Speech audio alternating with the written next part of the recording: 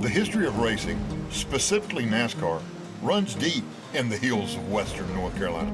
From a dirt track with the Ford and Chevy coupes to today's aerodynamic rockets, the storied facility has seen it all.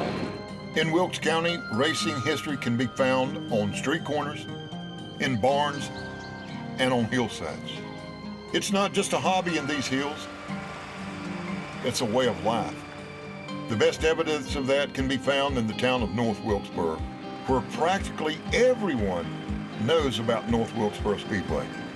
While most folks know the NASCAR Cup Series raced at North Wilkesboro for nearly 50 years, the track has also hosted many other types of racing. That includes NASCAR's oldest division, the Modifieds. We mentioned that this racetrack is perhaps perfectly suited for modified racing. 5/8 of a mile around, 14-degree banking. When NASCAR was founded in 1947 by Bill France, the Modified division was France's top class.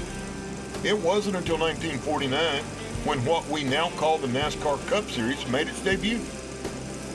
While the Cup Series got most of the headlines, the Modified division continued to produce some of the sport's biggest names. Men like my father, Bobby Myers, and my uncle, Billy Myers, blazed the trail for future NASCAR stars. That included men like Red Byron, Joe Weatherly, and Bobby Allison, as well as the likes of Jerry Cook and Richie Evans, who made careers out of racing cars affectionately known as ground pounders.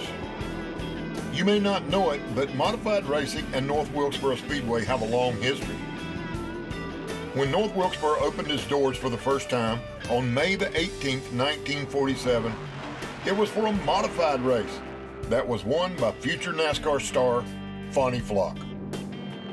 Modifieds continued to race at North Wilkesboro all the way until the track closed in 1996. Some of NASCAR's greatest names won modified races at North Wilkesboro. They include Red Byron, Buck Baker, Curtis Turner, Jeff Bodine, and Wilkes County's own Junior Johnson.